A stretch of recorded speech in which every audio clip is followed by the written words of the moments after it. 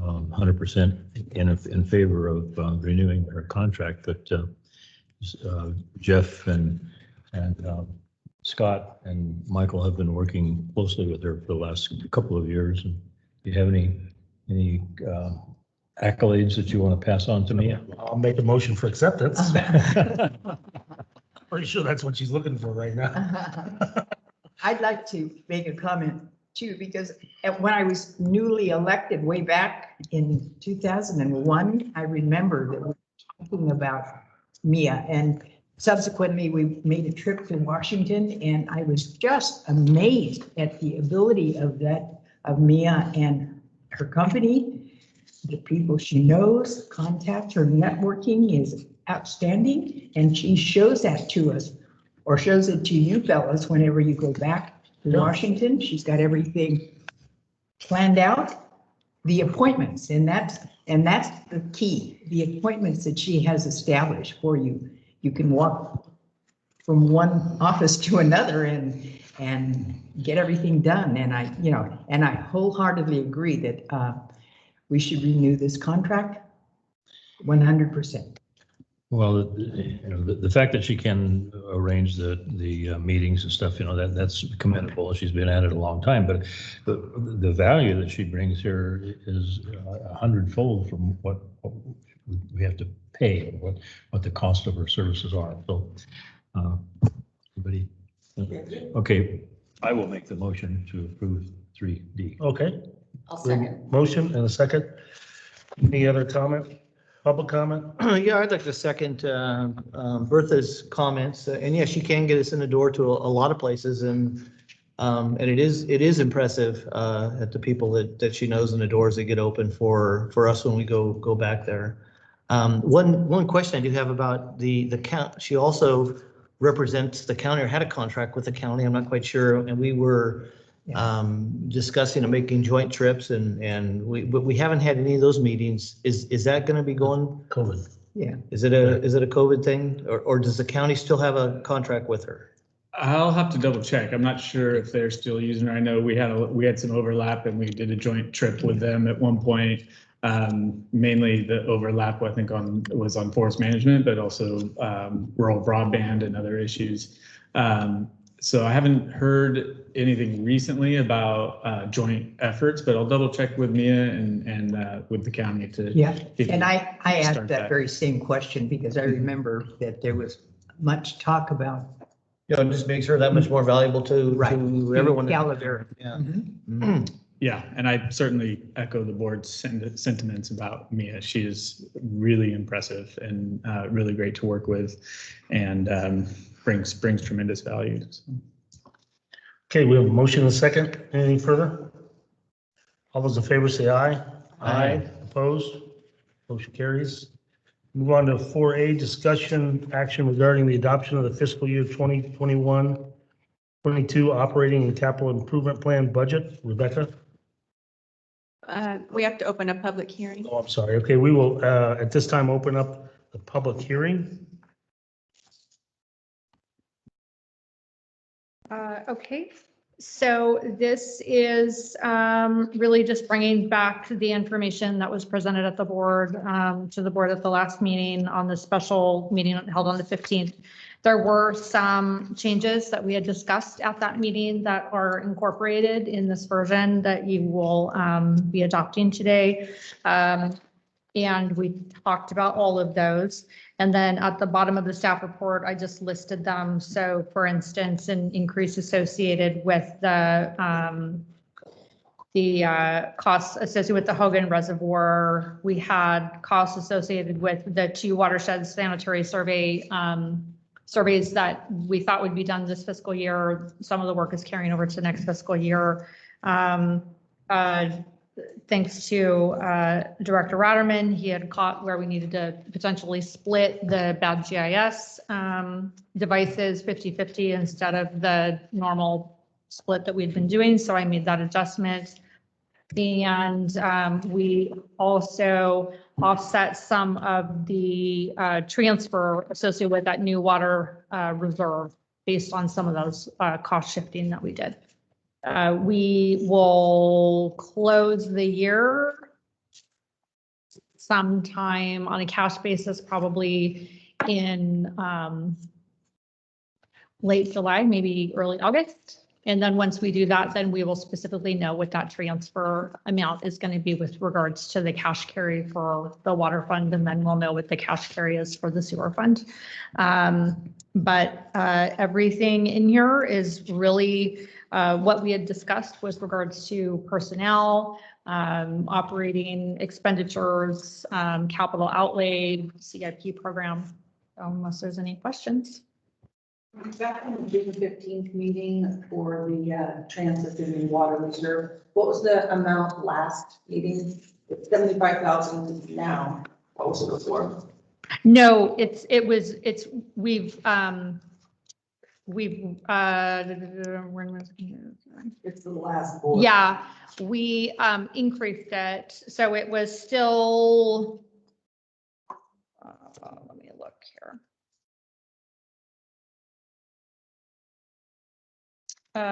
It's still just over 5 million. Yeah. Now, excuse me, as part of this, we have the personnel adjustments, right? Yes. Okay, because I was a little confused on engineering. I didn't understand the movement in that department. Michael? The movement, Yeah, because, you know, you have, excuse me, I don't. the Yeah. increased dollar amount, Pardon? Are no, you referring to positions. an increased dollar amount? Yeah, we added the engineer position. We had 7 for this year, for 2021, and we'll still continue to have 7. If you recall, I don't remember what month it was, we did add a senior civil engineer. So Right. it went from 6 to 7. So, but we won't fill that additional position without subsequent board approval, even though it's in the budget. That was the discussion. Okay, so we have it approved, but we'll come back. Yeah. When you have. That's right. Okay. Okay. So are we taking these one at a time, or is we going to do it jointly? Public hearing is for one at a time, or is it for both? One at a time. Okay, well, let's take this, the improvement plan, capital improvement plan budget first. Is there a motion for acceptance? Real quick, Oh, I'm sorry. sorry to interrupt. Closed co. Can I just make one clarification? And that we talked about this. Did we add the adjustment for the Sheep Ranch tank? Yes. Was that prior to the workshop, or was that subsequent? So that's what I'm trying to clarify. We had talked about it at Okay. the workshop, so we added it subsequent. So it wasn't included in the draft that went to the board. What was included in the draft that went to the board, I think at that point, it was only like 50,000. Right. Okay, Yeah. so we didn't address it in the memo, so I just wanted to call yeah. that out. And we'll be bringing some additional information and probably an item for approval to the board in the near future. But it's actually a great development, partnering with the county to relocate in a tank that we have that we're not using to Sheep Ranch to use for dedicated fire suppression water. Using the county will pay for the bulk of the cost using Butte Fire Recovery Funds. So it's been something that we've been working on with the county for quite some time, and it looks like they're going to get a budget increase to cover the cost. And we're going to get it done as quickly as possible. So that's a positive development, and it's still, CCWD will still manage the project. We'll hire the contractors and then be reimbursed by the county. So the expenditures and the revenue have to be reflected in the budget. That's what's in here. I just wanted to know, when will this work be done? Are we going to be prepared for fire season or? We're in fire season. Well, okay, yeah. So not quite that fast. I think we're hoping for September, and then we can bring it online. So it's partly at the, our ability to get the contractors is part of the issue, and the one in particular that does the tank construction is a challenge. But I think we've got a window in September where we can get it done. Yeah, because I know I read about fires that are down in. Yeah, we're The southern in part it of- already. We're okay.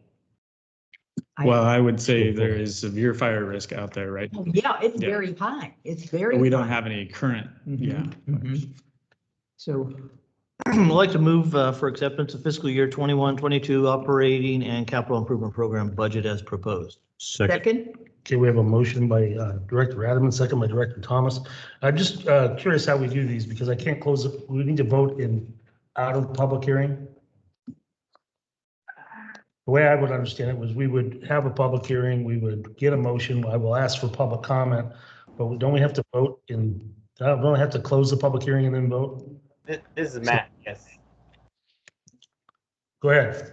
Yeah, you would ask for public comment, and then after that, you close the hearing, and then you vote. Okay, but I got another item on this as well. So should we get a motion in a second for both, have public comment for both, then close the public hearing and then vote on both? That's fine.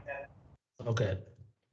All right, so we have a motion and a second regarding the adoption of fiscal year 2021-22 operating capital improvement plan budget. Is there any public comment regarding this item?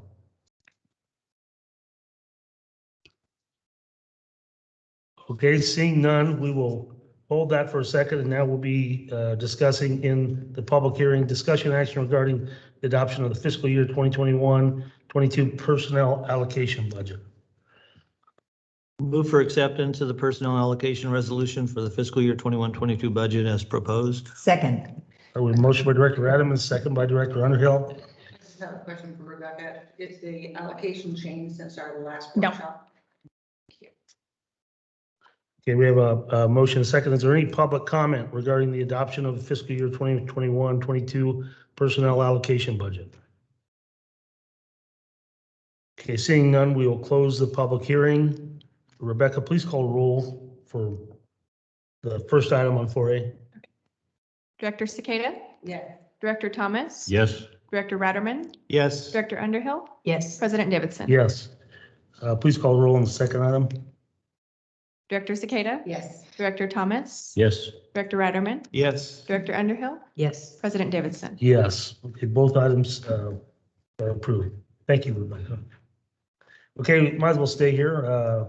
5A resolution for appreciation of John Gomes for his many years of service. Oh, no. Is that on Can I the get him board? to fix my cell phone real quick before we do that? Okay, no, that's perfect.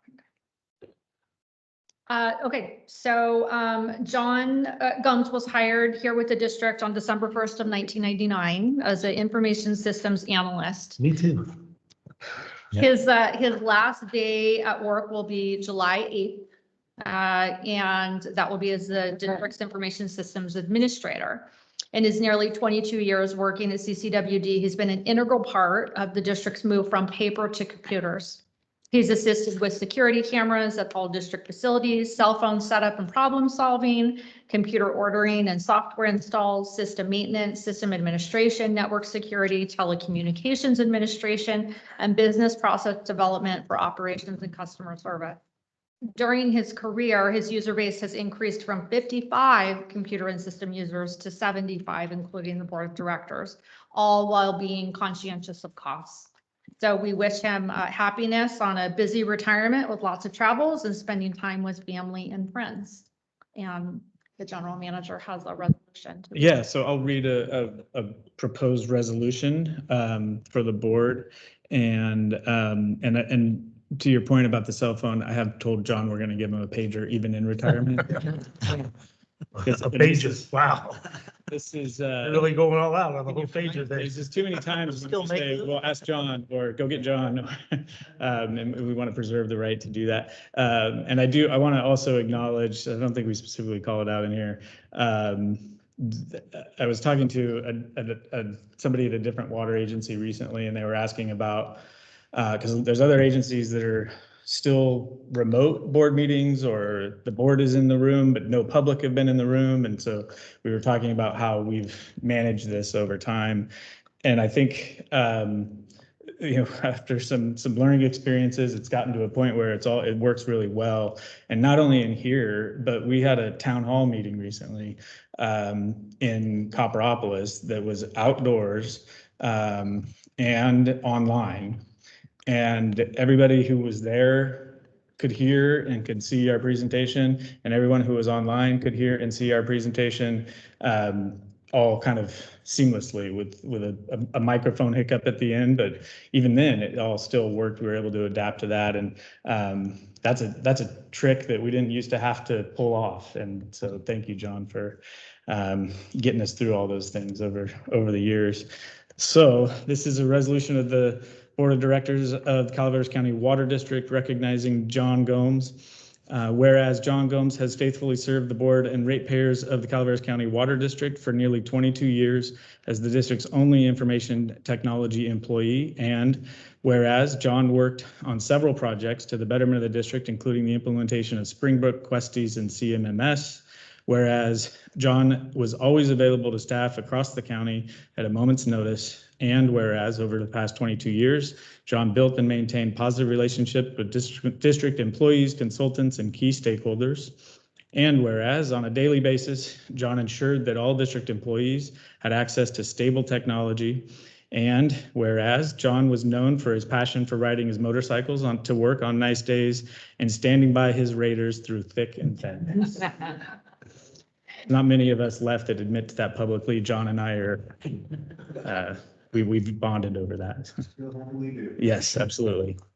Now, therefore, be it resolved, the Board of Directors of the Calaveras County Water District and all co-workers hereby wishes John the best of luck in his retirement.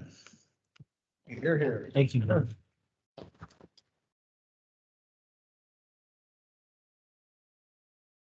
Somebody want to present it to The him? proposed resolution, if the board wants to take action on that, then we can. Do we have a motion for acceptance? Okay, we have a motion by Director Cicada. Second by Director Underhill. Okay, please call roll. Director Cicada? Yes. Director Thomas? Yes. Director Ratterman? Yes. Director Underhill? Yes. President Davidson? Yes. John, thank you very much for all your years of service. Are we gonna stay calm? Or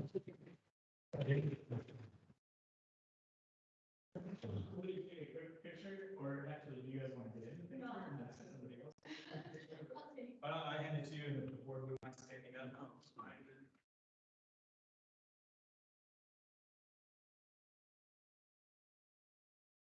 Let me get my stomach in.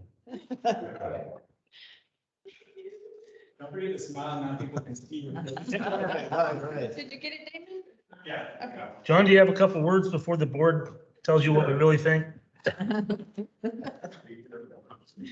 I'll turn the mic on because I know we always encourage you to do that. Yeah.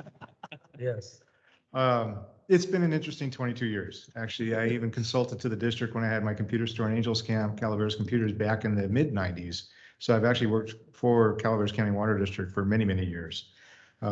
As I went back and kind of looked at my notes for general managers, I started here when Simon Granville was here. He wasn't Bill Becker anymore. He was Simon Granville.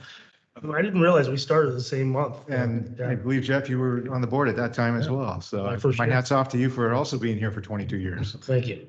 Um, I'm not gonna get a pager. They're gonna give me a plaque with a doorknob on it. Certainly technology has changed, but I think one of the constants I've enjoyed over this time frame has just been a really high quality level of staff that the district enjoys throughout the staff level. And that Rebecca, helped a lot with the recent technology challenges we had with COVID, and it went really well. And I just wanted to say thank you to you because you did a really good job integrating as well all the different nuances for the board that you folks have seen. Switching 17 people off to homework last year, that was a big test of just making sure everything was working okay. And I was very thankful and pleased that we actually did that fairly seamlessly and everybody was safely and successfully working from home quite a bit for quite a while. There's a lot of small stories I could certainly throw out, but in short, I just wanted to say it's been a good career. I've been very fortunate to be challenged on an annual basis. This isn't the kind of a job that you just go into and do the same thing year after year after year.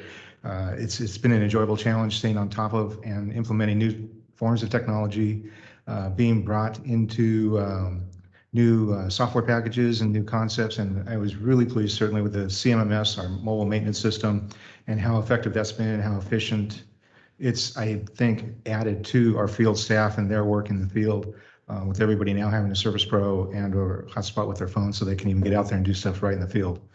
I'm happy. I know there's future challenges the district will continue on with, but with 22 years behind me and turning 60 this year, I'm happy to turn the mantle over to someone else to take it in the future. So Great. thank you again for all your support over all these years. I really enjoyed it, really appreciated it, and thank you very much for the resolution. Director Underhill? Oh, yes, John and I have a very special relationship. Kim, it is okay.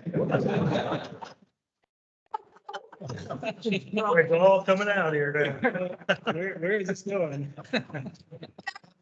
Do tell us. But I've known her for a long time also. So anyway, I probably have the record for the most visits by a director to the IP because I couldn't quite understand something or something didn't work. But John so graciously, he didn't make me feel like a real, dummy. He just took care of me. Well, this is what it takes, and you did a nice job with it. And so, John, I certainly appreciate you because you've been with me throughout. Your career off and on here too. That's true. Back in 2001. Yeah. Yeah, John. And it's been a real pleasure. And Thank you. I'll watch out for you on your motorcycle. Okay, I appreciate that too. Director Adamant? Yeah, John, when I first met you, I think I told you, you look just like my cousin. I don't know how many times I thought of calling you Jerry in the hallway and I had to correct myself, John, but also doing this job that you do seems much more fitted to a teenager these days. And technology changes so much from year to year to from month to month, year to year. And I've got to commend you for being able to keep up with it. You're an old guy like me, and I stumble over that stuff daily. And with something new coming out at least every single year, the district should really appreciate what you've done here. And yeah, through COVID, there was problems at the beginning of, I think it was bandwidth here and whatever the hell that means. That we're here at the office, but you're able to take care of it, and it is seamless. Our meetings online have been seamless through this time, and congratulations. That's on your back that rest that we're able to do that. Good job. Gonna miss you. Director Thomas? Yeah, John, are you going to concentrate more on bicycle races and stuff now? Have more time for that? I think Kim has a list for me to start looking at pretty soon here. Okay. Yeah, well, I've certainly appreciated the opportunity to work with you kind of in the building and out in the field too. But, I guess I'm a little bit envious of young guys at 60 that can go off and go fishing or play with grandkids or something. What a concept. We made a big mistake back in the day. When we said, Yeah, we did. Contract. Stupid contract. But anyway, congratulations and Thank you. have a good time. Director Skevet? John, I didn't get to work with you as long as my other board members have, but what I have interacted with you has been really good, and I appreciate that. And most importantly, I wish you the best. Enjoy your retirement. You deserve it. And God bless you. Oh, thank you. Yeah, John, I as well echo all the comments of the board. I mean, I think we got to spend more time with each other back when the boys were playing baseball, and those were good times back then. I'll tell you, those were some of the greatest times. Anyway, I just want to, in addition to the pager that you're going to get, I think we should give them all the old fax machines that he's You can have all that stuff. Anyways, enjoy your retirement, and thank you very much for all of the years of service. Thank you.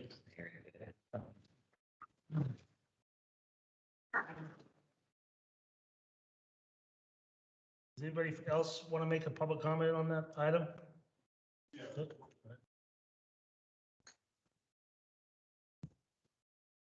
John, I think I think it's important that you hear from me regarding the gratitude that our field staff have for you and all that you've done for them. I think, obviously we talked about it briefly earlier, but it seemed like anytime somebody had an issue out in the field, John was there, he was to the water plant and he resolved it. And you really took their issue at heart and you made sure that they felt that their needs were met, and that was really important. So thank you very much. Appreciate that. Anything further? Okay, we will move on to a resolution of appreciation for Bob Goodwin. Damon?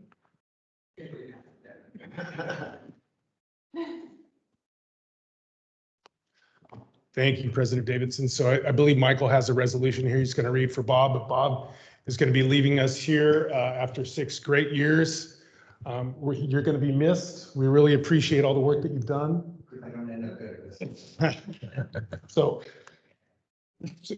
I'll save my thanks for after the resolution. Okay, so this is a resolution of the Board of Directors of the Calaveras County Water District recognizing Bob Godwin. Whereas Bob Godwin has faithfully served the board and ratepayers of Calaveras County Water District for the past 6 years as the district's senior civil engineer.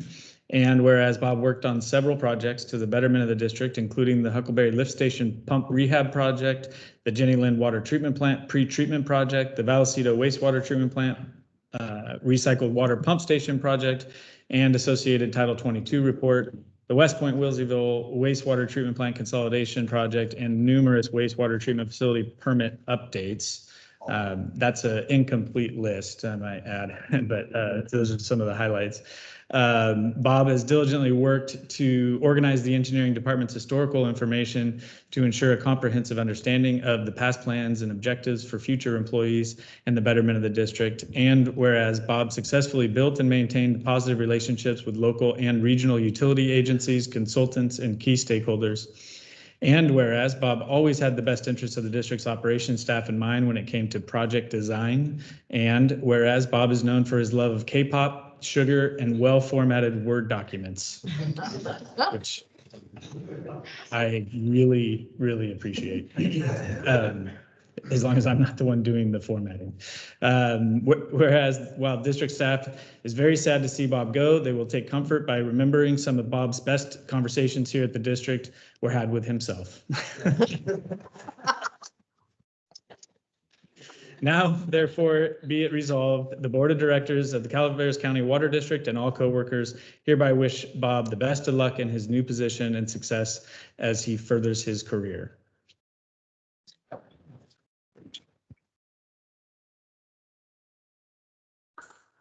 Same program? There you go, yeah. However, I have a presentation item after this. You don't have to spend a lot of time on it. You're not off the clock yet, but yeah, go ahead and You want to adopt the oh, we have resolution. to adopt it. Is there a motion for acceptance? We have a motion by Director Skata, Second. second by Director to my left. At least Ratterman, yeah, I'm getting old. Joe. Here, there, Joe. Here, this will help. Oh, good Lord.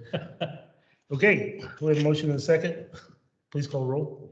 Director Cicada? Yes. Director Thomas? Yes. Director Ratterman? Yes. Director Underhill? Yes. President Davidson? Yes. Can we get somebody to take another photograph, please? It can't work, we should. You prefer their vote.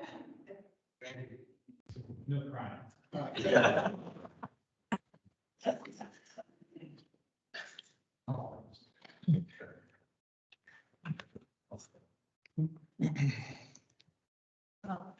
Damon, do you want to go ahead or? Yeah, real brief. I just wanted to express my gratitude to you, Bob. I think it was my first week here back at CCWD as the director of ops. You came into my office and he had document after document. He just sat down right at my desk and said, okay, let's get to work. No introduction, anything. We need to talk about this. We need to talk about this item. There's this issue. There's this. We need to get all these handled in here. You got a little bit of time. Let's get going. So we started right off the bat with a great working relationship, and I just want to say thank you for that. And you'll be missed. We've had a lot of good conversations, got a lot of work done within the department, so thank you. Yeah, I just want to echo that real quick. Bob's expertise is, you're really going to be missed. I've learned from you, and your thoroughness and your expertise is going to be hard to replace. So don't go. Any comments from the Yeah, board? from this board member, not all I can say, what I can say is that I just certainly appreciated, the professionalism that you convey to the board. When you came in for a presentation, everything was there. You're, completely on top of it, able to answer all of our questions, and we had no doubt whatsoever. After the 2-hour presentation. The quality of your work, and we certainly appreciate it. Thank you so much. And I'd like to repeat that sentiment. You are very, very professional, do a great presentation. And I think you've been the leading guy on our wastewater systems. And I know we were talking, it was a few years ago, we were talking about helping out Valley Springs PUD, and they were looking at building a new plant. And I'd look to you, and you provided me, I still have it sitting behind my desk, about a 40-page document on all the costs associated with it. I'm still having trouble going through it all. It's all a little confusing to me, but I wanted to thank you a ton for your service here at the district, and you will be missed. Rick Thomas? It was only about maybe 3 weeks ago, maybe a little more than 3 weeks ago, I saw you back in the hallway, crouched down in front of several file boxes, looking for a document. I don't know anybody else in the building that would have the tenacity to do that. Just keep at it until you found the document you're looking for. That's going to be missed, Bob. Probably the Larry Diamond files. Yeah, maybe. But best of luck to you in your future endeavors. Rick Skidda? Yes, like they all said, thank you. Enjoyed what time I did get to work with you here at the board. And I hope you have a lot planned in your retirement and you enjoy it for many, many, many years. Thank you. Yep, Bob, I agree. The uploading of the historical projects information was an amazing task. I mean, most of the institutional knowledge in the district had left us about 10 years ago. And I know John realizes what a resource Larry Diamond was. And to be able to pick up that slack and go back and actually realize the work that has been done in the past and be able to utilize that information on these new projects is really it was a terrific asset. Your expertise and professionalism, I agree, was terrific. I mean, I can't say that you and I had a special relationship. But it was certainly as good as anybody else here. But I didn't want you to feel completely left out. But so I'll close my comments and I will open up retiring employees' comments, not to exceed 3 minutes. Might give you a little bit of slack. Well, I don't really have any words to say, but I think I've enjoyed my time here at the district, and it's appropriate for personal reasons on my part to depart at this time. I am not as others that I've not worked for a CalPERS employer all my life. I was a consultant, so I'm not exactly in a situation of bountiful retirement benefits and or even in a position of retiring. My wife, on the other hand, is a CalSTRS employee, and so she has 2 more years of employment. So I have to probably find something small to do that time, otherwise she's going to strangle me. And once she sees me at home for the 12th time on the couch, not doing anything. Once again, I've enjoyed my employment here. I had a couple words for John when he was here, and I didn't want to step on him. But I want to mention to you that Virginia Madden, John Madden's wife, was my 6th grade teacher. So if you wanted to connections for the Raiders, the year, by the way, the year they won the Super Bowl, and the first time. And also remember, we need a computer somewhere in this district that still takes a 1.44-inch copy, because there's a lot of files that are in a box and floppies in your archives that I'm not exactly sure how to transcribe to a network without that drive. Otherwise, you'll see me here in a moment again, because the first item after this is the agenda item for Arnold. Thank you. Thank you very much. Thank you, Bob. Thank you.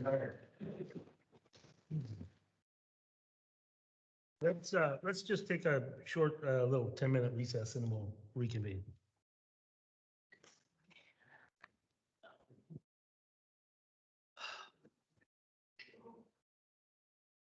Clever.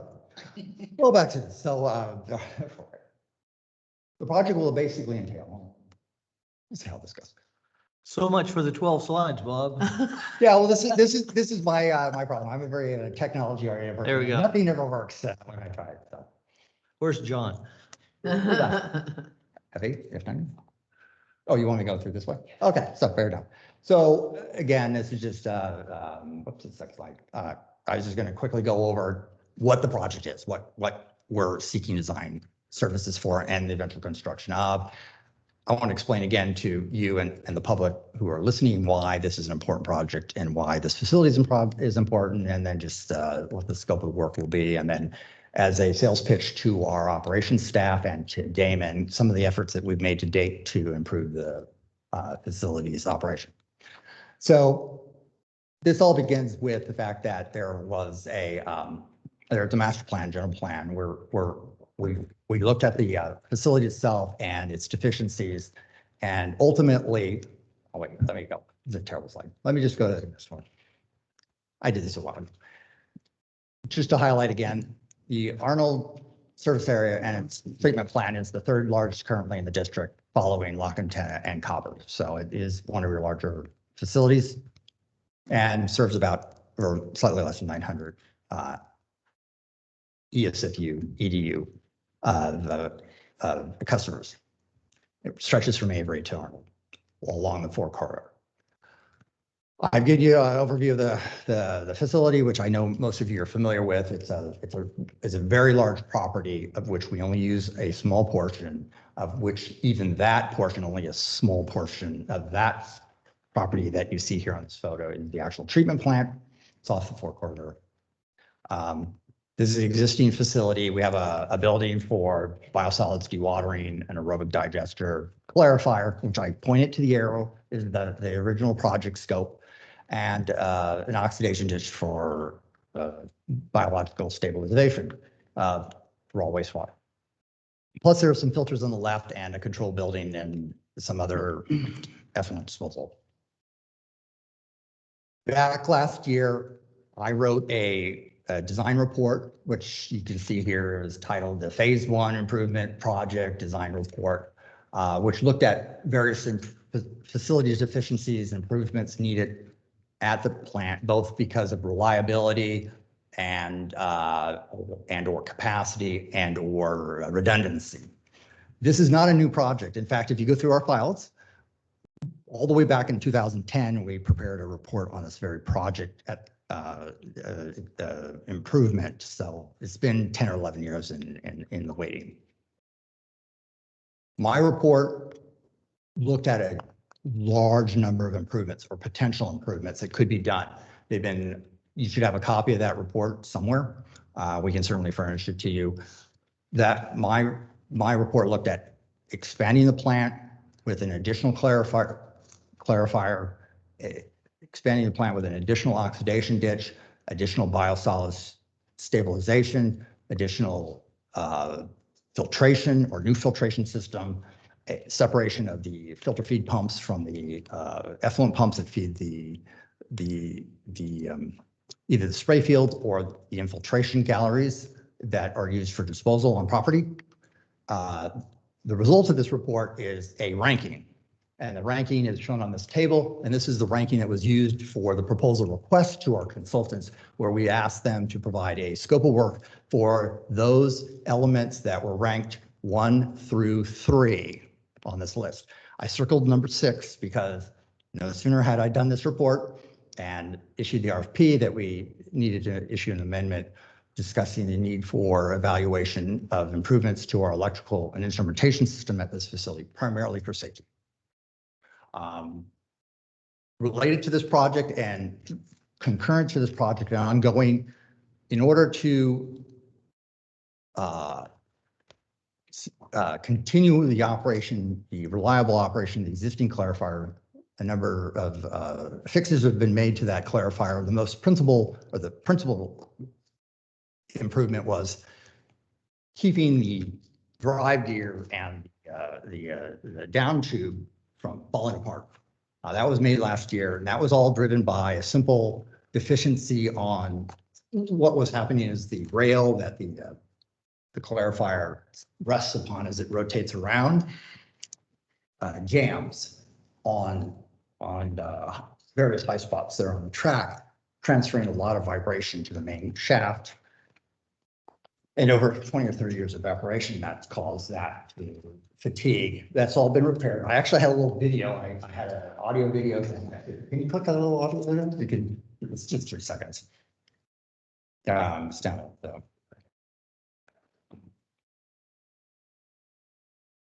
We're trying the mouse. There you go. There's a play button. Hopefully it will not, the audio is be talking in the background, but good work. We're hopeful. Someday in the future this will work. Won't play? You had the mouse on there, right? I don't know. You can't see any equipment. Be on the left or the right. Wow. Oh, I'm sorry. Well, I wanted to show there's, you know, they say a picture's worth 1,000 words. Well, a video will better demonstrate how that the mechanism was impaired. That's been repaired, and it's now operating much better than it was before. Also, your last year's budget included a replacement rotary screen washer compactor unit for the headworks. That's the process of being installed. I believe it's still sitting on the ground at the time. It's in. Okay, there. And the filter feed pumps that take the secondary effluent from the clarifier and pump through the pressure filters to our storage tank on the hill. Those, which I show on the left, have been replaced with the ones that are on the ground on the right. And they have also been fixed. Then finally, we had some flow meter issues that were resulting in some inaccuracies in our flow measurements. Previously, we used the partial flume at the headworks to measure influent. Now that's being done through a series of strap-on ultrasonic pressure transmitter or pressure flow meters and transmitters that are on the discharge pipe of the pumps. From that, I basically don't have anything else for you other than I can try to answer some questions. So, Bob did explain. What's that? 12 more slides. Yeah, actually, yes, right. So Bob did a great preliminary design report essentially to inform all the consultants in order to give them as much information possible to provide a proposal for the design work. And really what it centered around is a second clarifier, because as you can see, Bob and our mechanics last year rehabbed the existing clarifier, but even then it's questionable how much longer it can last. And also, in order to accommodate all the flow that we get throughout the year, we're going to need a second one anyway. And so when it was not only engineering staff, but also operations staff reviewed all the proposals, and Hydroscience was ranked the highest. And then, like Bob said, we had brought those proposals to the engineering committee in May, just to discuss the fact that Hydroscience was the consultant of choice. However, their price was not the cheapest. It wasn't the highest, but it was on the high side. And so after consulting with the committee, it was requested that we go back and we work to reduce the overall cost associated with the proposal, and which is what Bob did. And he brought it down over $100,000. So now we're looking at a proposal for right around 377 to do the design. And it's still the high choice. And one of the reasons is the consideration of the additional components that potentially can be added in the future. So not just the clarifier and those four, like Bob said, those four highest components that need to be rehabilitated or repaired or replaced, but also setting the table for how you can plug additional components into the treatment facility in the future. We will have the design on the shelf. We can pull that design out and we can push forward with the overall construction of any additional improvements in the future. So just. Yeah, I thought it was very interesting to see how much that company was able to reduce the price. I mean, it was just, you went and did some. Yeah. I don't know if anything I had that. With that said, was it, the scope was adjusted as well? Is that what helped bring the price down?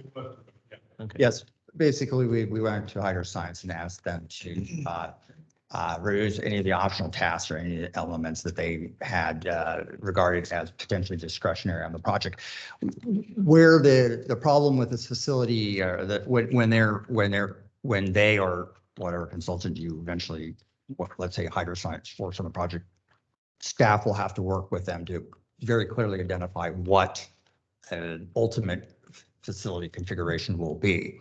When I wrote the report, I'm relying on our master plan from 2005 and the general plans, zoning, development numbers that they have in the general plan, and our service area or service boundary from LAFCO.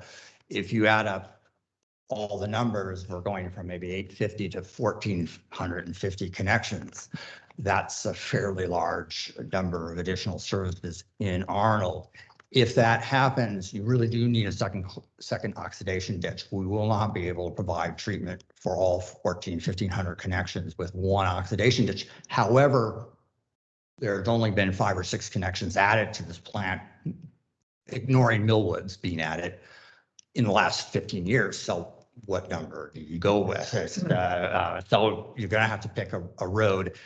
Where this starts to impact costs and impact engineering decisions is the fact that if we want oxidation ditch and we're adding a second clarifier, that's simple.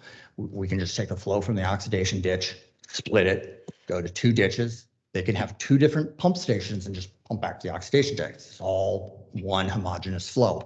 If we have 2 oxidation ditches and 2 clarifiers, then we have to split the flow between the 2 clarifiers from 2 ditches. Then this is where the magic happens. We have to take the flow for the 2 clarifiers, commingle it, then re-split it back to 2 ditches. So it complicates things. It doesn't mean that you can't build it one way and change it later, but it will be a problem. So you have to kind of almost make a, I liken it to, you're building a house, you're going to lay out the plans for a second story. If you build a first story, it's not impossible to build a second story, but it's going to be it's going to be a challenge. So when you do that, Are we currently under preliminary design? Is this all part of preliminary design? no, in fact, I'll answer this carefully. I wrote a very, very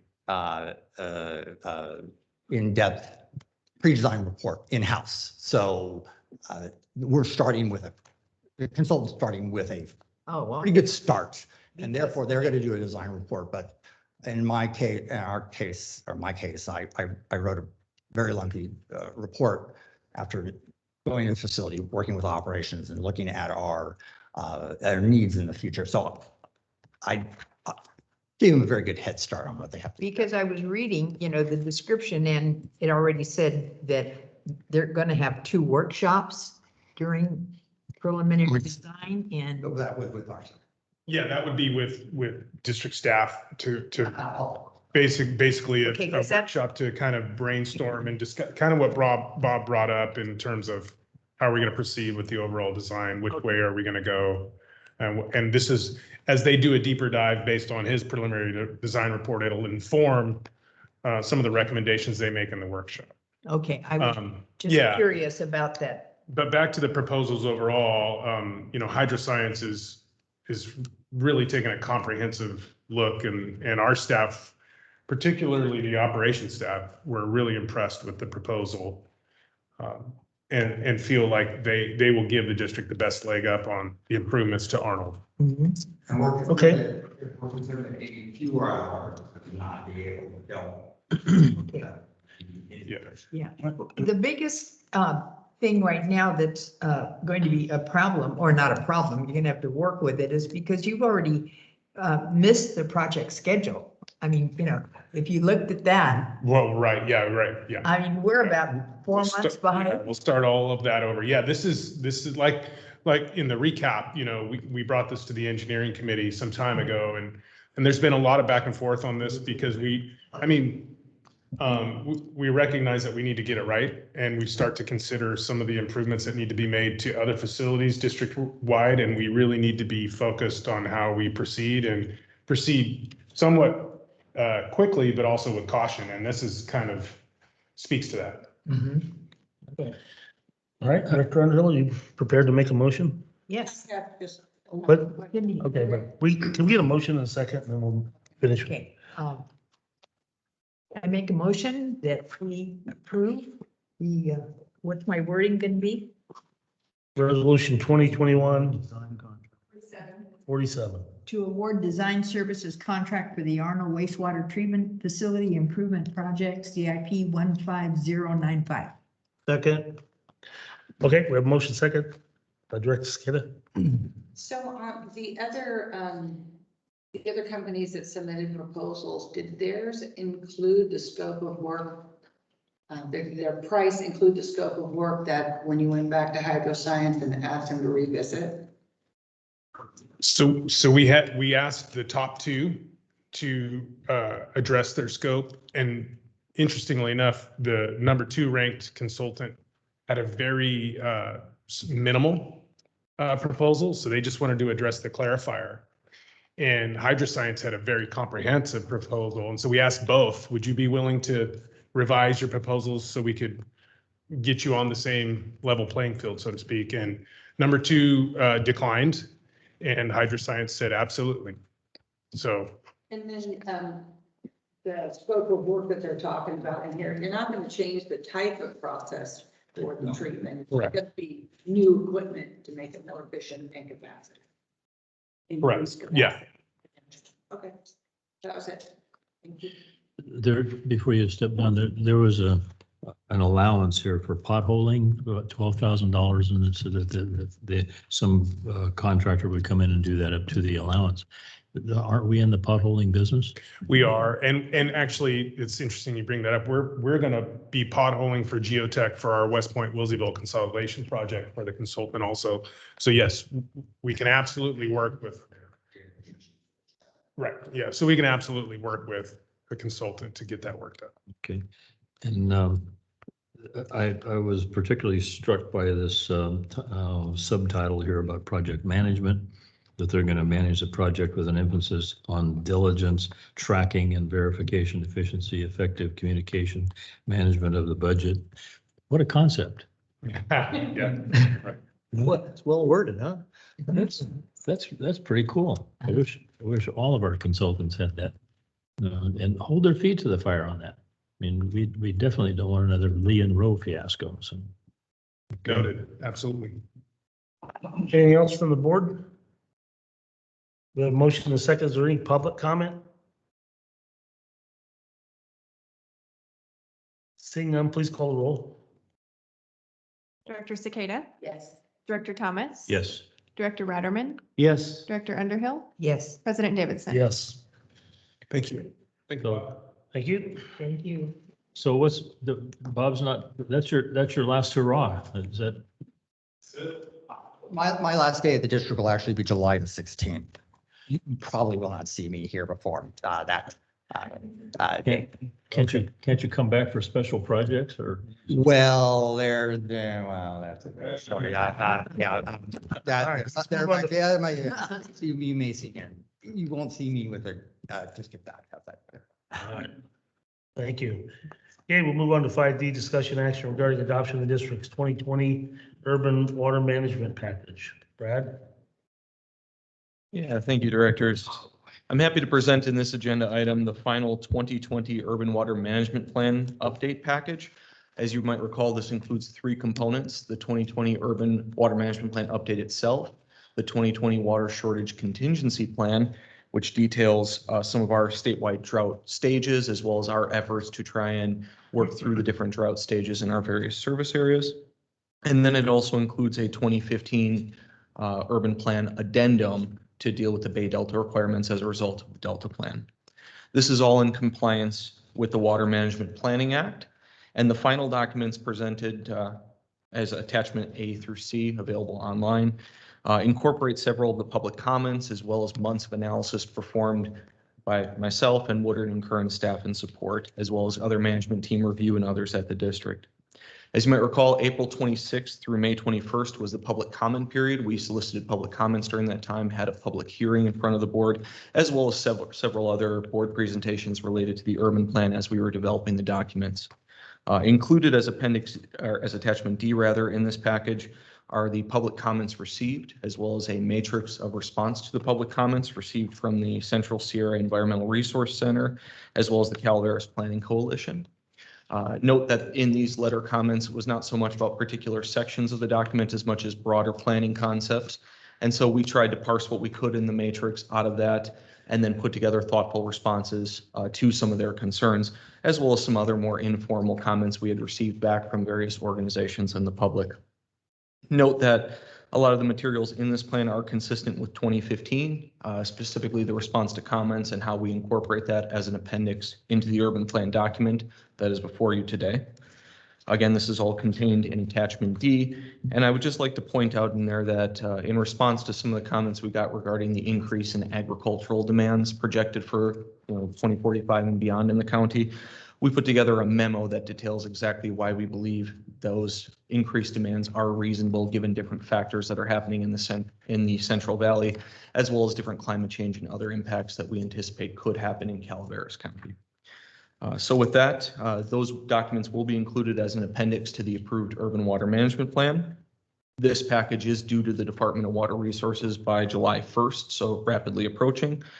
And we're asking today to adopt the 3 separate plan contents in 3 distinct resolutions. Given we didn't have clarity, we wanted to just play it safe and have each of them adopted separately. So with that, I can answer any questions. Yeah, because our friend John Buckley really got into it and as far as the questions that he asked. So I just want to be sure that both his questions and the ones that were presented by Megan Fisk are being addressed in the revision that you're going to be giving us, or the answer, or the final report. Well, their comments as far as revisions to the document have been incorporated in the final urban plan. And then our responses specifically to John's comments or to others are in the matrix that's included with this package. That will be an attachment to the, or an appendix rather, to the urban plan. So it's going to be together. So to answer your question, yes, that is addressed. And understanding that Mr. Buckley had several concerns with the agricultural demands, that's why you see the 11-page document and technical memo that I put together to respond to those comments, why we believe that's reasonable for Calaveras County. And it's worth noting that we are going to verify with each 5-year update to make sure that that continues to be reasonable, and we'll update accordingly. Have they asked this kind of question before? Well, we were doing, or when we published any information on. It's a great question. And just to note that the agricultural projections are consistent with the prior 2015 plan when my predecessor put that together for the district. I believe that they were called out from some organization at that time for the projections as well. I don't recall what the response was besides just the matrix format that was put together at that time, or the degree to which those comments were quite as, let's say, startling as Mr. Buckley's comments. Mm-hmm. So again, I think in this case, we feel pretty comfortable, myself and the Woodard and Kern team, that we responded to those comments in both the matrix and the agricultural technical memo that we provided. Okay. I'm pleased. I'm happy. So you want us to take them one at a time? Yeah, I believe at this point I would probably. You can do June primary resolution for all 3, but you don't need to be separate. Well, Okay. they would be Okay. resolution 48, 49, and 50. Correct. So can I get a motion for acceptance of resolution 48, 49, and 50? I'll make a motion. And I'll second. Okay, we have a motion and a second. Is there any public comment? Seeing none, please call the roll. Director Cicada, Yes. Director Thomas, Yes. Director Ratterman, Yes. Director Underhill, Yes. President Davidson. Yes. Yeah, thank you, board members. And thanks again to the Woodard and Kern team for helping to develop this document. So we're not going to go through this page by page? You can. We won't go through this page by page? You're disappointed? If you want to. I'm really disappointed. Right after our meeting, Yeah, you can stay late. after school. Okay, discussion action, 5E, discussion action regarding amendment to the contract to purchase Middle Fork River water supplies from Calaveras Public Utilities District. Okay, I will take this one. There's a pretty detailed memo in the agenda packet along with a draft agreement. This is something we've talked about in the past, but we have an ongoing relationship with CPUD. I think as far back as we could find was starting in 1976. Since then, there have been 15-year agreements in place that have been slightly different, but roughly similar each time. The most recent version, I think, was 2006, and it expires July 11th, 2021. So it's something we've been talking to CPUD about for a while, but there's been some turnover there and some delays. We have, and the 2006 version of the agreement, excuse me, I think it was like a 2-page agreement. So there was some things that were, probably should have been clarified and could have been addressed in that agreement. So most of the revisions to this agreement are just clarifications for the most part. It will continue to be a purchase agreement for up to 200 acre feet per year. In the proposed contract that we have in the agenda packet, the price per acre foot would go up from $40 an acre foot to $55 an acre foot. And I believe prior to 2006, was it 20? Yeah, so it's not unusual to have an incremental increase in the cost. The cost is essentially intended to cover CPUD's or contribute to their recording cost and reporting cost for the water rate. It is absolutely essential water for West Point. In many years, in a really wet year, we may be able to get by just on our Bear Creek diversion. But in most years, we need at least some water from the Middle Fork that comes from CPUD's releases from Shad's Reservoir pre-1914 water. And in some years, like this year, we will need a lot. We may get close to 200 acre feet this year. So it's really critical. We would run out of water in West Point if we didn't have this agreement. And it's, so I can't overstate the importance of it. It's been an ongoing conversation with CPUD for a few months now. I think what we would like to do here, because there's still some outstanding questions that need to be addressed. And one of the proposals that we've discussed is the possibility of a short-term extension of the existing agreement in the event that they're not prepared to enter into the 15-year agreement, which currently I think they're scheduled to have a special board meeting on the 29th, June 29th, to take this item up. So what my ask of the board today is to approve the resolution or to adopt the resolution approving the draft agreement that's in the board packet, but also authorize the general manager to enter into a short-term agreement on similar terms in the event that that becomes necessary. If we have to bring it back at July 9th for approval, we can do that. But it'd be great to have the authority to go ahead and execute a short-term agreement if that's what they're comfortable with at this point. So those are ongoing discussions, like I said, and Director Ratterman has been involved in those discussions. So I imagine you might want to add to this, but we've met with board members. We've met with their interim general manager. And then the other thing I would add is they've established a committee, an ad hoc committee that goes beyond the scope of just this agreement. I think in talking to, I think in initial conversations with John Kingsbury, the interim GM, we were on, I think, similar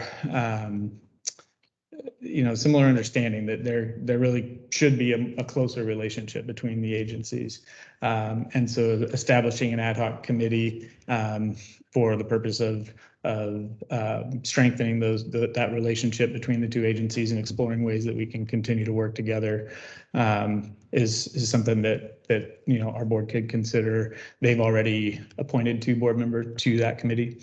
Their current board chair, J.W. Delorto, and their newest board member, Brady McCartney, who is Phil McCartney's son, are the 2 that they appointed to that committee. So something that President Davidson could consider today is appointing 2 board members to an ad hoc committee for that. So, and I don't know, Director Adam, if you want. Yeah, I did meet with, a couple times with Richard Blood, who's on the board. He's probably the longest term. Him or JW, their president. Anyway, they also have created a committee for this contract, which are 2 different board members. And those two board members are meeting right now. The ad hoc committee that Michael spoke of is more of a relations, CPUD, CCWD, ongoing, meet every month, once a quarter, something just to discuss general issues between the two districts. We're so close. And I agree with Michael. It'd be a great idea to start those discussions. Right now, the other 2 board members, as Michael presented, is Brady McCartney and Richard Blood are the 2 board members that are currently looking at this contract. I met with them on Friday, last Friday, over in McCallum Hill, and it seems to be their direction is exactly what Michael said. It seemed to be leaning towards a 6-month agreement based on the new terms, but giving them time to look at their 2 things seem to be considering is the cost of their dam and the cost of maintenance of their dam on a regular basis, as well as they're looking at their water rights and how this might affect them or help perfect them. Anyway, I'd like to go ahead and make a motion that we adopt this resolution and provide our general manager room to negotiate a short-term agreement. I'll second that. Okay, we have a motion and a second. Is there any further board comment? I have a question. They don't really use much of the water, is that correct? It's kind of stored there, and if that's the case, is there a possibility they may want to sell their rights to CCWD? Excuse me, that is currently the case. They don't have consumptive use of water from Shad's Reservoir, right? We haven't discussed the possibility of whether they would want to consider a permanent transfer. Anything further from the board? Is there any public comment? Please call roll. Director Cicada, Yes. Director Thomas, Yes. Director Ratterman, Yes. Director Underhill, Yes. President Davidson. Yes, and I will also appoint Director Radaman and Director Cicada to the ad hoc committee. That's the plan. All right. Okay, we'll move on to 5F, New Hogan Reservoir OM&R charges update. Brad. Yeah, thanks. And this is in some ways a continuation or an expansion rather of the discussion that occurred at the budget workshop last time with regards to New Hogan OM&R charges for this current fiscal year. Recall that in 2021, we actually started with a new 5-year cycle of OM&R charges for our portion of New Hogan. In the memo, you'll see that there are details on the payback agreements in place for the Army Corps of Engineers and their OM&R expenses rather, as well as other costs that they may incur for projects that occur at New Hogan Dam. And in effect, starting in 2021, we are now paying them back for the OM&R charges incurred from 2016 through 2020. So the previous 5 years are now going to be repaid over this current 5-year cycle. Now, what brings this before the board today is that, of course, it's a dramatic increase in these costs as compared to the last 5-year cycle of OM&R charges. The last each year was 293,000 roughly paid for these costs, and now we're looking at 468,000 in 2021, and that will now be stable until through 2025 for this 5-year cycle. That's an $175,000 increase, just for reference. Now, we talked in some pieces last time during the budget workshop as to why this is. A lot of it is a result of the Tainter Gate project at New Hogan Dam, as well as some other efforts that the Army Corps has undertaken over the last 5 years. It is worth pointing out to Director Davidson's question last time that these do not include recreational costs. That is paid for purely by the Army Corps of Engineers, staffed by the Army Corps in coordination with the Calaveras Sheriff's Department. The memo details essentially why we are responsible for these costs, the various agreements in place, and how we essentially get around 30,000 acre feet of water made available to us each year for our Jenny Lind system, Lock and Tenta that draws, as well as some of the Calaveras riparian users that are within the county of Calaveras. It's important to note out that we don't actually use close to the 30,000 acre feet at this time. And so in effect, we are paying for the water made available, not for the water that we use. It's just important to make that distinction. And this is shared overall with Stockton East Water District through the various agreements referenced in the memo. Right now, us and Stockton East pay for about 38% of the total Army Corps costs over that 5-year period.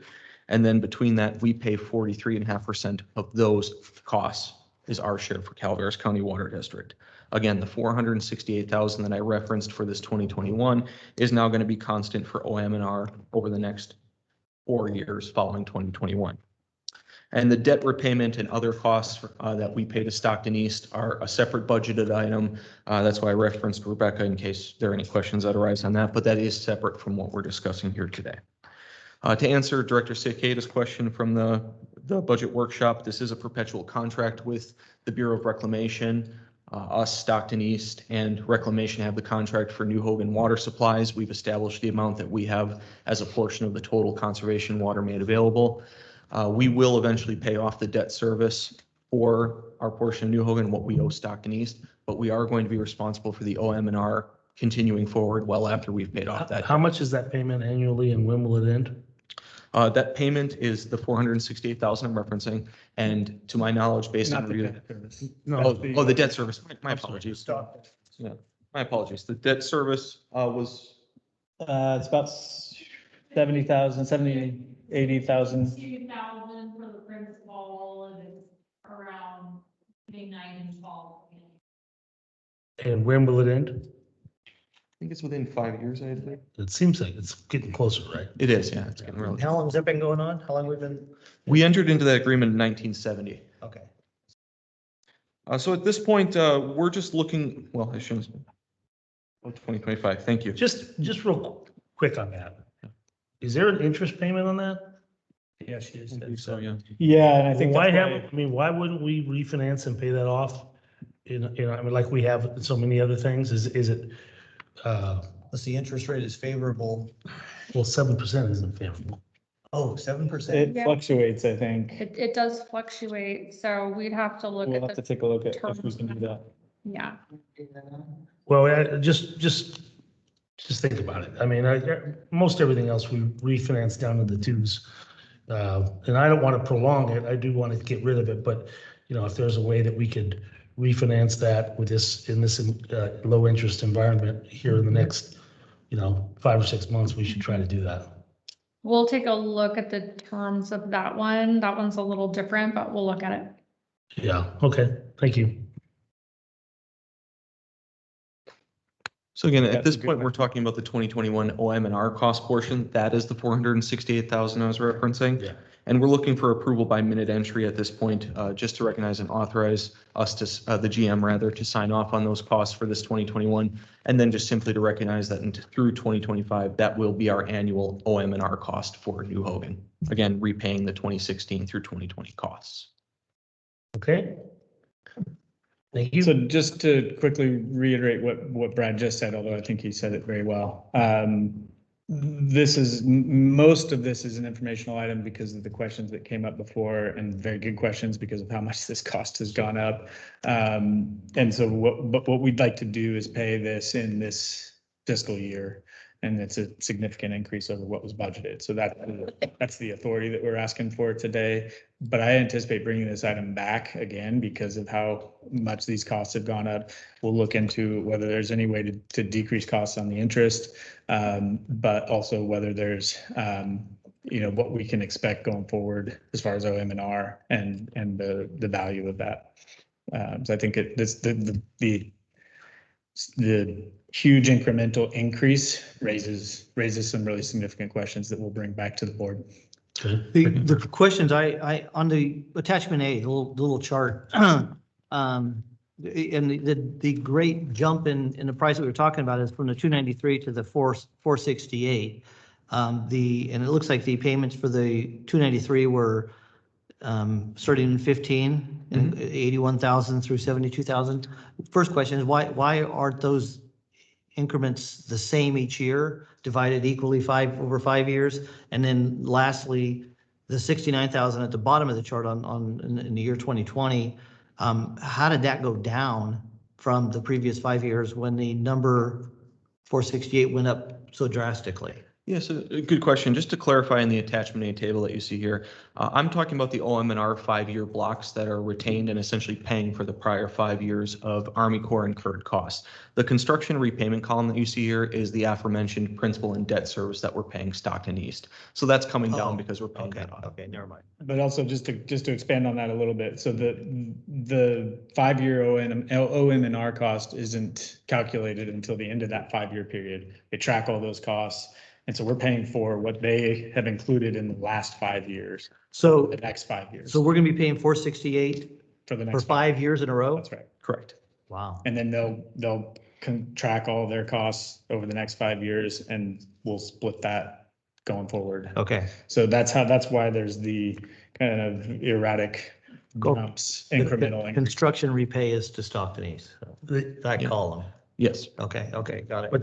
But I mean, it's just so odd to have to backtrack this stuff. I mean, I can't believe that we can't ask them for some scope of work and some estimate of fees. I mean, we should be able to have something to plan our budgets with. So I don't know who or what we ask about that, but I mean, certainly we deserve to have some clue as to what they have planned. Those are some of the questions that we've all raised in the sticker shock that we got from this. So that's why I say I think in the near future, we're not going to wait 5 years. I think in the near future. And so this is something that the Corps sends it to us. That's right. Yeah, and just who at the Corps sends it to us? The district ranger or? no, this is no recreation costs. Yeah, this is no recreation costs. And just to No, I mean, there's a department at the Corps that actually sends this. I'm being completely serious. Do we get to see how they arrived at that number? Is it Sacramento division? It is Sacramento district. And sorry, just to respond to that point, on the 11th of May, Stockton East took this to their board with the same concerns we have. They've now established a work group with the Army Corps to meet annually, and we're going to attempt to get into those meetings as well. So to your point, we can better plan for what's going to happen in the next 5 years. Yeah. Because what they're going to be incurring now in 21 through 25 is what we're going to have to pay in 26 through 30. And right now, they would have us believe that they don't have a scope of work and they don't have a budget for the next 5 years.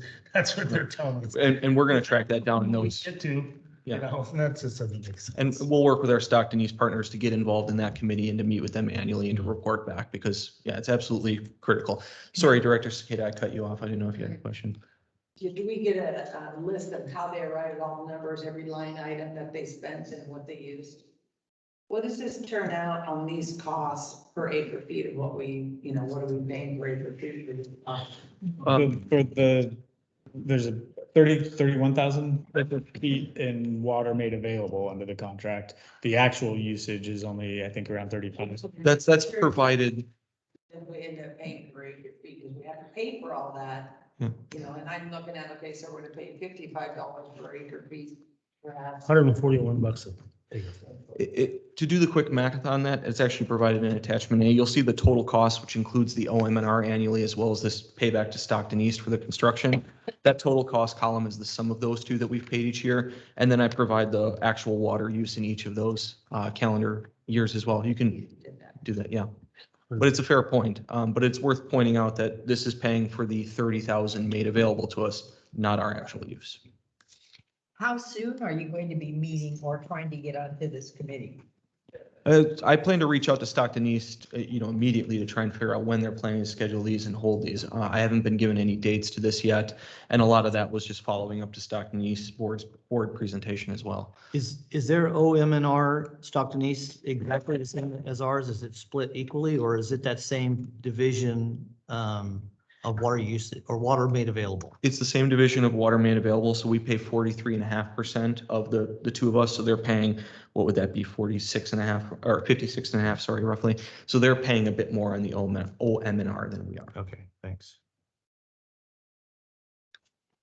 All right, We have a motion? do we need a motion for the minute entry? Yes. Make a motion authorizing total payment of $496 for new Hogan Reservoir maintenance and repair OM&R charges. Second, Okay, we have a motion and a second. Is there any public comment? Seeing none, all those in favor, say aye. Aye. Any opposed? Okay, motion carries. I just also want to conclude by saying, I really want to keep track of all of these things that are another couple $100,000. We really need to have this because we're going to have a discussion with the public at one point, and we need to make them understand that these federal and state agencies are really, surprising us and hamstringing us, and they continue to add to the cost. It's not just CCWD. So, at some point, I don't know if this is press release worthy, but, the public would be surprised by this. Yeah. They probably, don't even know that we're on the hook for that. But, I think it's important that they understand maybe a description of our relationship with Hogan Reservoir and the Corps and Stockton East. Maybe, in somebody's spare time, we can do something that sort of explains that, and also the costs that are associated with it. I think it'd be pretty helpful for the public down there.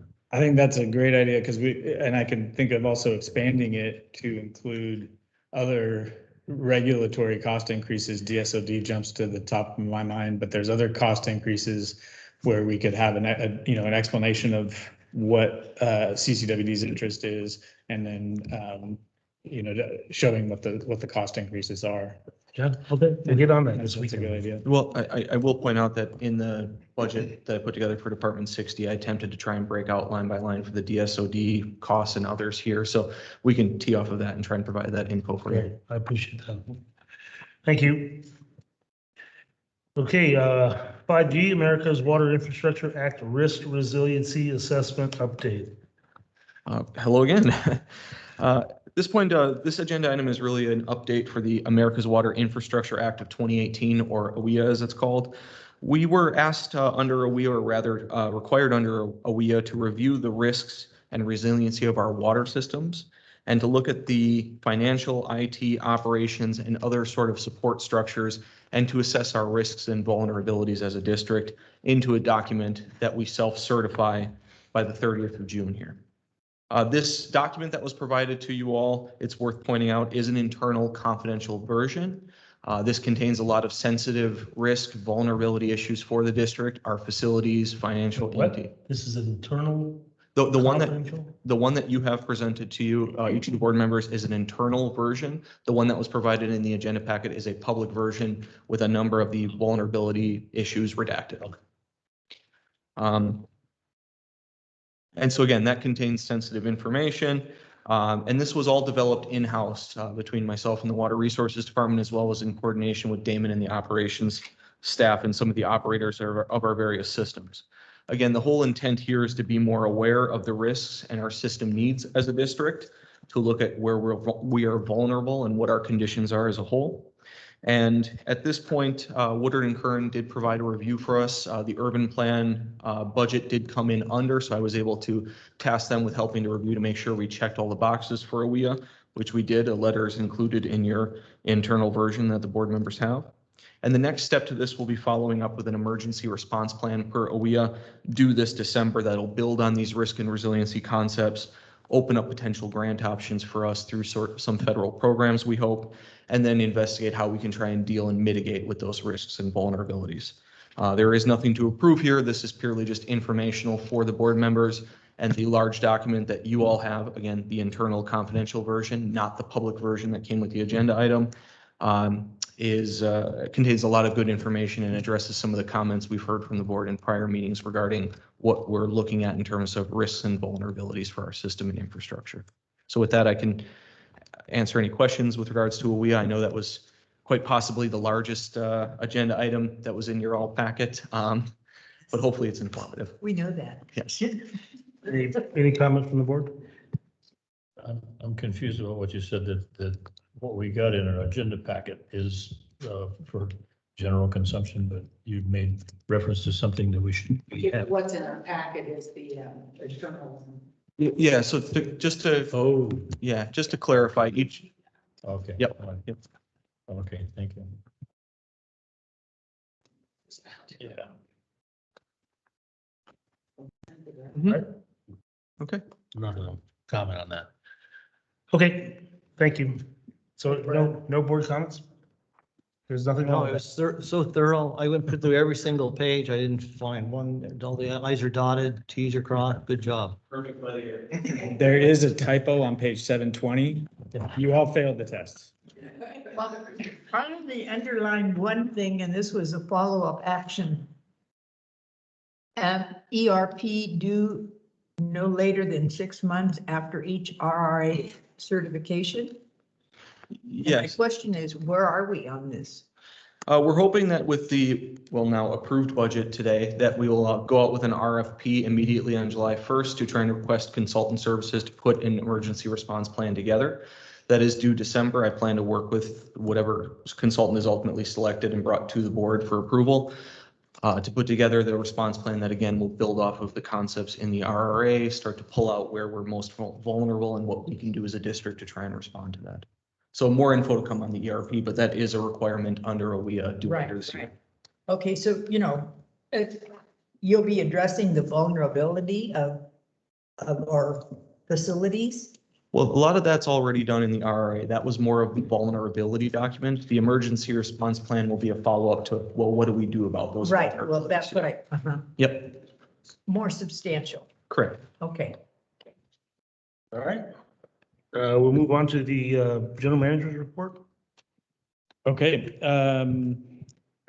couple of items. One is I was going to use the word served, but it's not exactly being served. But we received notices of unavailability of post-14 water. And I think every post-14 water right holder in the state got the same notice. And basically this is the water board. One of the problems they had in the previous drought that ended up getting litigated was that they didn't give clear enough notice to water rights holders that post-14 water was unavailable in their watersheds. And so they're addressing that issue this time around by giving us all notices saying that there is no post-14 water available in California, essentially. I think For domestic supply, for environmental, for agriculture, all post-14 water rights. so they're not gonna let any of it go down the river for environmental purposes. Well, that's typically well, so I should say consumptive water rights. So we have, we're going to report on our non-consumptive post-14 water that we're going to continue to divert and use for non-consumptive purposes that will end up back in the stream. But for post-14 consumptive water, the notice is that the water is unavailable. Brad, go ahead if you want to clarify that. Yeah, no, I think you got it spot on. We are going to continue to directly divert our non-consumptive water through our powerhouse facilities at New Hogan and the North Fork project. We will not be able to divert any of that water either consumptively or non-consumptively to storage in New Spicer or elsewhere. We're going to have to use it this year and allow it to run down for Delta uses in that watershed per the notice we received. At this point, we are going to rely on a lot of our previously stored water in the Ebbets Pass and Stanislaus systems, for instance. But as Michael noted earlier, the CPUD contract becomes that much more important now that Bear Creek, a post-14 right, has been curtailed and we've been shut off from the state. So more to follow on it. Yeah, so the practical fallout from this for us really is not not any significant change or any change really on the Stanislaw, other than, you know, we're going to do some outreach, conservation outreach. But the real practical outcome for us is we immediately have to stop diverting from Bear Creek. And start diverting from the Middle Fork pump station on the McCallamy under that contract with CPUD, which we, if it wasn't for this notice, we probably weren't planning on doing that for, you know, another month or two, maybe, you know, depends on the year. But it could have been, you know, not until September that we would have started diverting from the Middle Fork. We've already switced over to the Middle Fork because of this notice. So, more to come on that. This is not a curtailment order. It has a similar effect, and it's not a conservation mandate, but I would anticipate that to follow in the near future. So more on that. The other significant sort of regulatory item is the state has announced that the moratorium on lockoffs will lift on September 30th. And it was nice that they gave us that much notice, because this is going to be a challenging issue. We have a lot of delinquencies, and the number of delinquencies increased significantly over the last year. Rebecca and Jessica and their staff are already putting a lot of work into notifying people and trying to get people current before that date hits. And I expect a couple of items on the Finance Committee agenda next month, where we may need to adjust policy, and we may adopt some additional measures to help people who are delinquent. And there's also, you know, we're tracking very closely federal and state funds that are going to become available for that.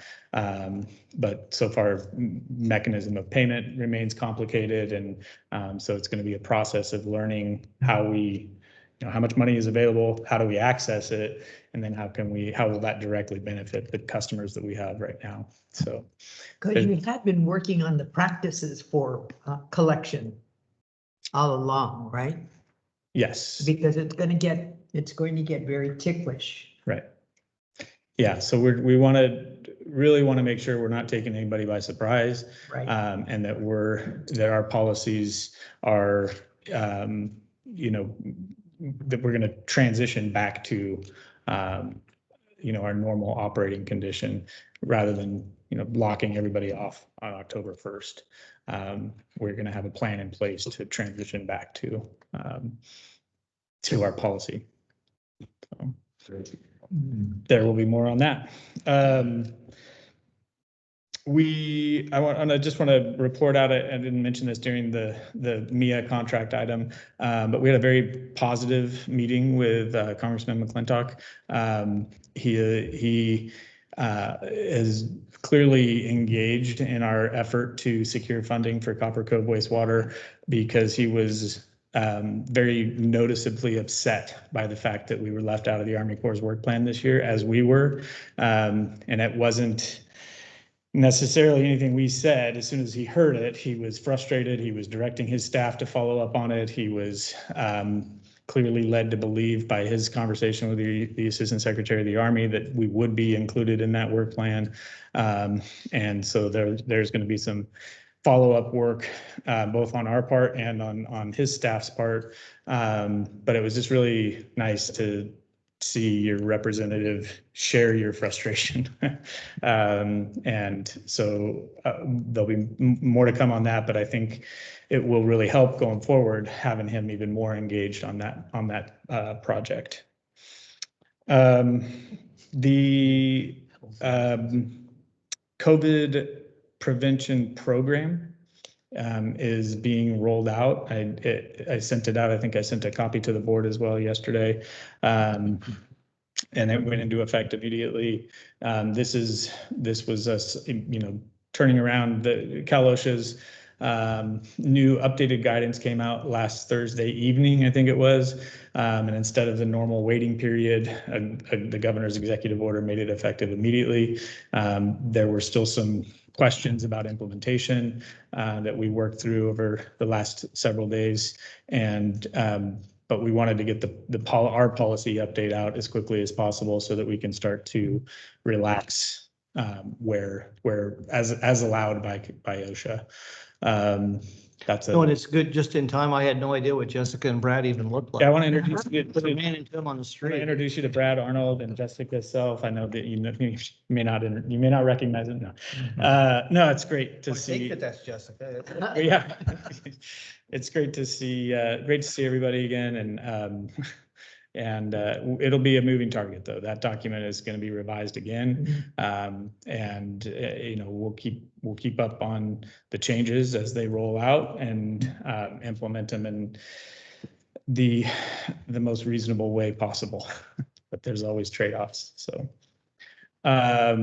lastly, we had another follow-up meeting with Blue Lake Springs Mutual Water Company. Dave Hicks retired. The new GM is there. He's been there for a while, but in a different capacity as an operator. And so I think largely it was relationship building and making sure he knows we're available to assist and be a good partner. We have some shared water quality questions that are being addressed, and then we have, I think, a tentative agreement, at least in the staff level, on a contract for additional capacity. So I think we're working through a lot of different issues. Really productive meeting, and I think going to be a really good continued really good partnership going forward. And I think that's all I have. Okay. Oh, and happy birthday, Rebecca Callan. Oh, okay, yeah. This one. Oh. You sneaked up on me. We'll agendize that next time. Where's the cake and everything? Yeah. Okay, board reports. Director Underhill, would you like to She's all ready to follow go. this off? Sing a song or something here? Yes, I'm passing, okay. How many of the directors have been out to White Pines Lake within the last year? 10 years? I was there today. Uh, I was there on Monday, swimming with the dog. Paper. Speaking of White Pines, we will be in the 4th of July parade. The Arnold 4th of July parade will go on this year. An abbreviated version that will not close Highway 4, but CCWD. It's called the 2-block 4th of July parade. I don't think that's the official title, but Who's we? What What- do we got? what day is- CCWD will I have don't know a couple, we got a couple of trucks and some. Oh, stuff yeah. there, so. We decorating a float, having a party or anything? Decorating our truck, and Bertha's practicing her way. Okay. Yeah. Yeah. And they're gonna pick me up, please, Do you have a on the throne? way Do you down. have a throne for her? It's gonna be hot, so we thought about spraying the crowd with recycled water, but some potential regulatory issues. So it is July the 3rd? July Yes. the 3rd. Is that Saturday? Yeah. All right. I'll try to get up to the cabin maybe, so. Oh, okay, so you don't have to deal with that. Any other comments? Well, yeah, just, I'm pushing White Pines Park and I really appreciate the fact that Jessica and Michael have been attending the White Pines Park Committee. Mostly Jessica lately. Yeah, and Jessica loved it. And so there's an application. The other directors, are you listening to me? No. They're intent. They're really. This is a membership application on the back of the brochure. So we'd love to, I think we have something like 184 members of the White Pine Park. I'd love to be in charge of one of those meetings. Okay, it's pretty quiet up the hill and, we are getting lots of people visiting and we're starting and construction is starting on Highway 4 up and down. So, summer's here. It's not ours this year, I'm pleased to report. Not yet, at least. So there will be some up there later. Director Adam? The only thing I have to report is our Mountain Counties meeting is going to be held this Friday, 10 o'clock over at, in Placerville, at the El Dorado County Water Agency. That's it. Director Thomas?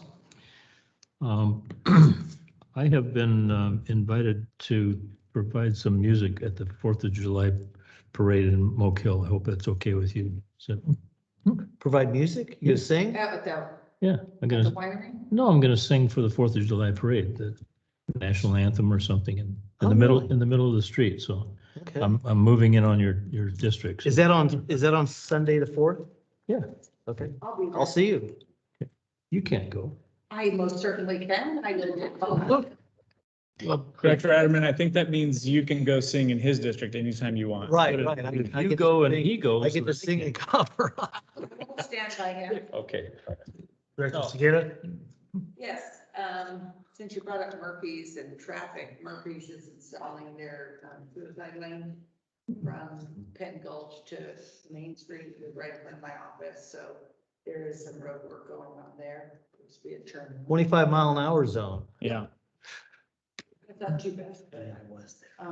Also, I'm not gonna join the White Pines thing, but I'm joining the Shad's Reservoir, volunteer group. Oh, So, nice. yeah, so we have to get this permit. We bought at Ace Hardware and we get to go and volunteer over there, so. Are doing that. And then, I'm gonna be, doing the NCPA tour with Joel Metzger on Monday.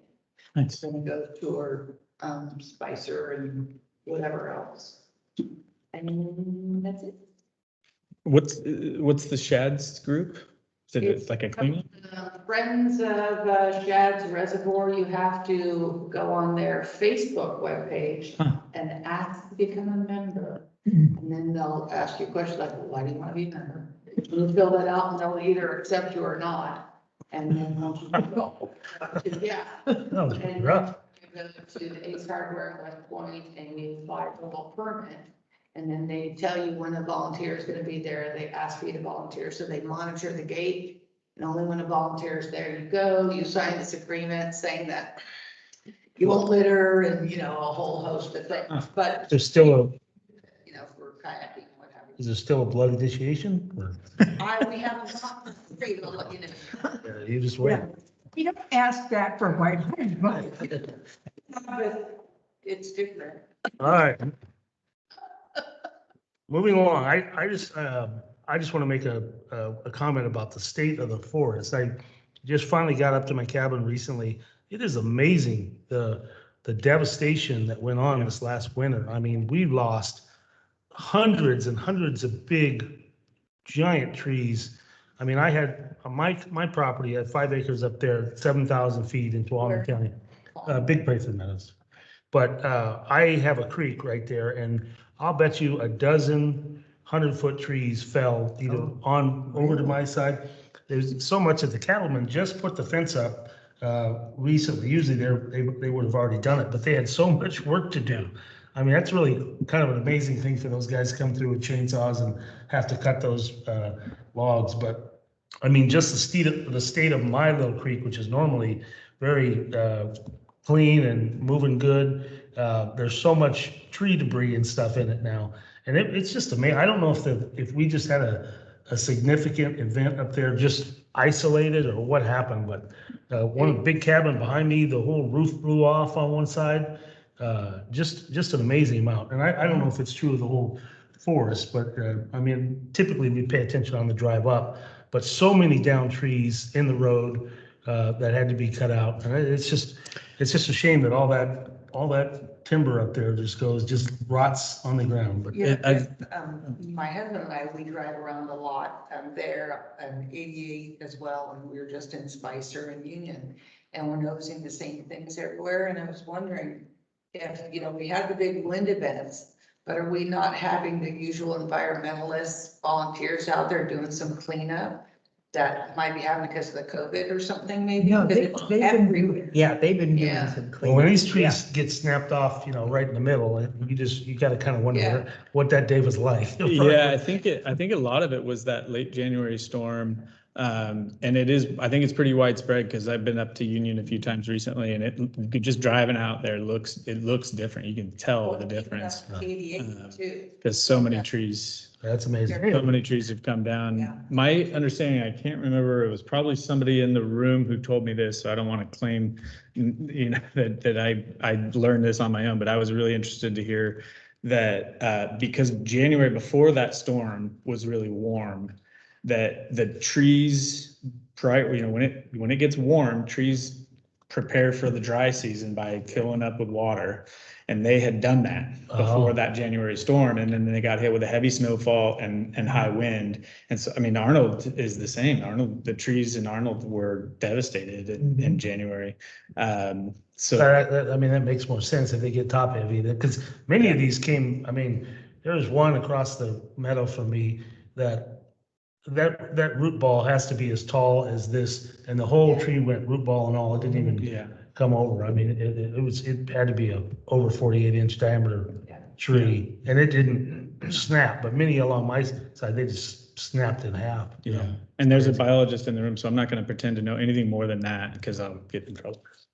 Hopefully, that's roughly accurate. Well, that's interesting. All right, so next board meeting will be Wednesday, July 14th at 1 p.m.